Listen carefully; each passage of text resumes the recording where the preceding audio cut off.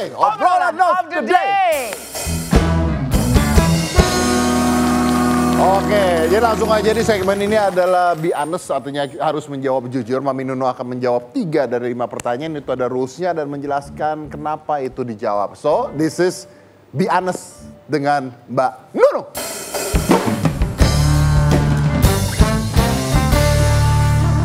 Oke, Mami, silakan baca. Ada 5 pernyataan yang ada di sana, yang sekiranya pernyataan itu Mami banget. Oh iya. Ini ada pertanyaan yang 2 sama 5 tuh hampir sama ini. Dicoret, ngerti nggak? Coret gini ya? Ya, boleh. Baca lagi yang benar. Iya, saya kecewa dengan diri saya sendiri. Benar. Saya punya dosa yang tidak bisa diampuni. Oke. Dan saya menghibur orang tapi saya butuh dihibur. Benar. Lanjut Mami Nunung. Ya udah ini 3 ini. Saya merasa gagal menjadi seorang ibu enggak? Enggak. Karena narkebas kemarin? Enggak. Sulit memaafkan Mas Ian? Oh enggak, saya memaafkan. Bentar, gimana caranya seseorang bisa memaafkan suaminya ketika tahu kalau suaminya pernah dengan wanita lain? Ya karena memang pada saat suami saya tidak benar itu karena memang kita tidak sehat. Selama kita sehat baik-baik aja, nggak pernah ada masalah kayak gitu. Berarti karena memang sadar bahwa keadaan tersebut memang lagi berantakan. Kita sama-sama lagi nggak sehat pikiran kita gitu loh. Kalau pas rumah tangga lagi sehat, terus tahu-tahu salah satu pasangannya selingkuh, itu baru nggak benar. Baru nggak benar. Itu nggak benar deh. Memang kalau sekarang ini, sekarang ini ya, tapi nauzubillah min dzalik jangan sampai. Karena memang bukan tipe suamiku yang kayak gitu loh. Jadi ya kita baik-baik aja. Kalau seandainya sekarang ini sudah tidak menggunakan narkoba, tiba-tiba selingkuh, Mami Nunungnya gimana? Loh, orang nggak ada kejadian kok disuruh berimajinasi tuh piye toh? Kue tuh piye toh? Hah? Orang keluarga lagi harmonis ya Mbak? Enggak sih, kalau lagi sehat sih ya awalnya ketemuan kan juga baik-baik aja. Ya lu nanya juga jangan kesian Mbak Nunung baru rehab, baru kerja bener. Lu suruh mikirin dia ditinggal sama suaminya lagi. Orang gue bilang yang selingkuh dia kok. Iya Nunung mau selingkuh sama siapa? Lu yang aneh. Yang mau Nunung. Wah, tuh lu. Wah, lu yang jahat. Lu jahat lu. Pasti nggak mungkin laku ya aku. Lu jahat lu beneran nih. Ih julid banget jadi cowok, julid banget. Julid banget. Ih senang banget. Ih julid beneran. Ih senang banget. Ih julid banget. Enggak beres ya Mam. Mam, coba Mam. Yeah. Saya menghibur orang tapi saya justru sangat butuh dihibur. Emang sosok Mami Nunung itu termasuk sosok yang selalu kesepian, lonely? Kalau kesepian pasti tiba-tiba merasa bahwa aduh gue butuh hiburan ya. Makanya gue sering nonton wayang. Itu apa? Karena aku kepengen hiburan. Iya. Aku kemana ke Senen sana ada wayang orang Barata.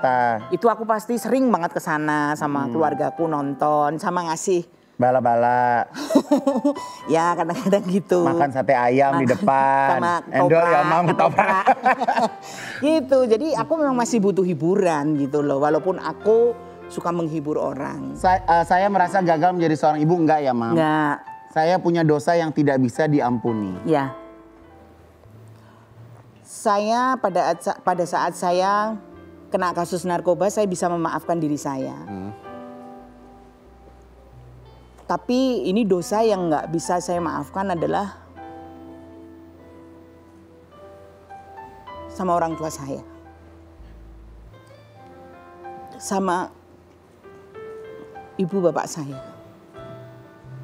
Karena satu, bapak saya belum bisa membahagiakan bapak saya sampai bapak saya nggak ada.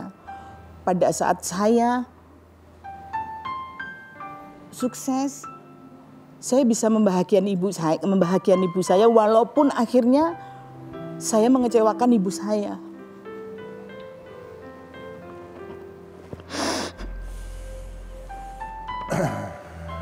Kita pernah mendengar, mungkin kita bisa sama-sama baca dulu ya. Ini ada headline-nya Mbak Nunung. Hidupnya tak selucu lawakannya. Nunung pernah melempar uang ke ibunya karena lelah cari makan dan 4 kali nikahi berondong. Saya pernah melempar uang di depan muka ibu. Ini yang kamu cari kan, Bu? Ungkap Nunung dengan suara gemetar, menahan air matanya menetes. Tapi begini loh, kadang-kadang memang anak kerja terus untuk orang tuanya juga. Mungkin orang tuanya pengen anaknya cari uang bisa loh. Ya. Itu banyak yang seperti itu. Karena merasa orang tua bahwa anaknya sanggup untuk mencari dan sedangkan orang tuanya enggak. Betul. Gitu dan ya. kadang-kadang bukan untuk orang tuanya. Adiknya, kakak, keluarga besarnya ya. Dan orang capek itu normal, orang capek itu wajar gitu. Jadi kejadian itu Mbak Nunung teringat terus sampai sekarang? Sampai sekarang. Apa sih waktu itu yang kenapa sehingga ada omongan besar, marah besar sehingga Mbak Nunung melakukan hal itu? Udah nggak usah cerita itu. Gak kuat ya Mbak?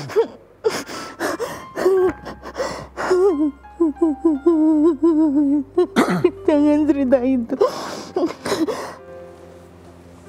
Jangan cerita itu. Jangan cerita itu.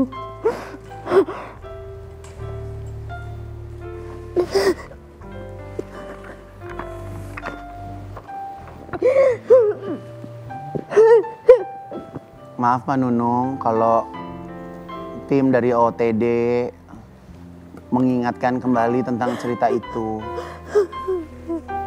Tapi justru saat ini Mbak Nunung bisa tahu bahwa apa yang sebenarnya kemarin Mbak Nunung lakukan itu sangat menyakitkan hati Mama ya Mbak? Iya, pasti. Ya.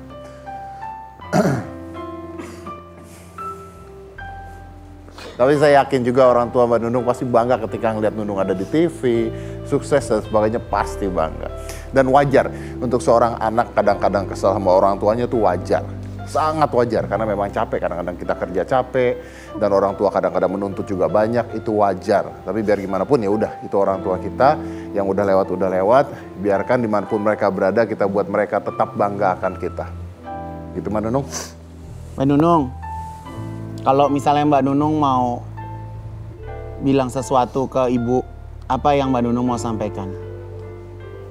Mungkin kalau maaf aja, ya maaf aja mungkin belum cukup.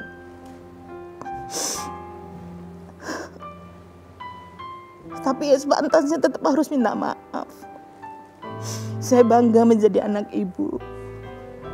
Saya bangga menjadi anak ayah. Walaupun saya sempat membuat kesal mereka, membuat kecewa mereka. Saya tetap bangga jadi anaknya, orang tua saya. Jadi Mbak Nunung tadi ketika memilih tulisan saya sempat kecewa dengan diri saya sendiri itu Mbak Nunung? Iya. Karena sampai saya nggak bisa memaafkan diri saya sendiri sampai sekarang. Sampai sekarang? Saya belum bisa move on. Saya masih nangis tiap hari. Karena ibu saya nggak ada pada saat saya masih direhab. Dan ibu saya sakit pada saat saya kena masalah. Itu pertama kali yang nonton berita saya ibu saya. Terus dia ngetokin pintu anak-anaknya. Itu kakakmu kenapa? Mbak Yu kok ditangkap polisi? Mbak Yu kok ditangkap polisi? Akhirnya adik-adik saya, kakak-kakak saya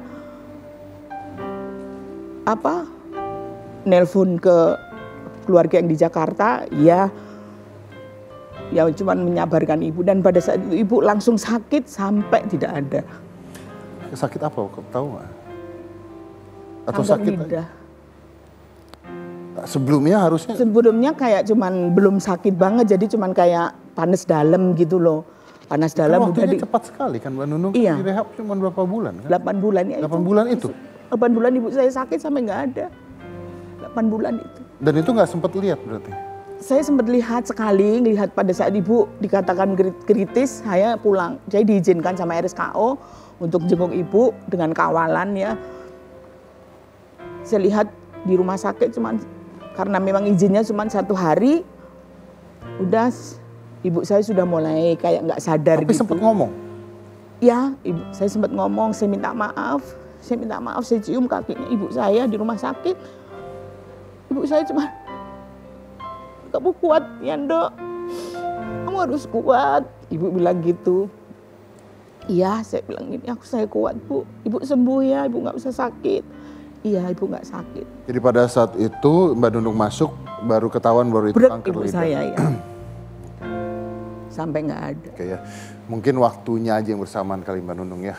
Saya yakin bukan karena kejadian itu sih menurut saya, karena mungkin waktunya bersamaan. Kadang-kadang suami saya juga nasihatin saya, kamu nggak bisa menghakimi diri kamu sendiri terus menerus. Ini memang semua sudah jalannya, udah takdirnya, tapi ya kembali lagi saya sampai sekarang belum bisa memaafkan diri saya sendiri. Baik. Ya tapi apapun itu manusia punya sisi gelapnya, punya masalah dalam hidupnya, punya pemikiran yang mungkin harus dilupakan dalam hidupnya, punya masa lalu. Yang paling penting adalah bagaimana kita melihat masa depannya setelah yang satu ini. Jangan mana-mana, tetap di OOTD, Obrolan of the Day.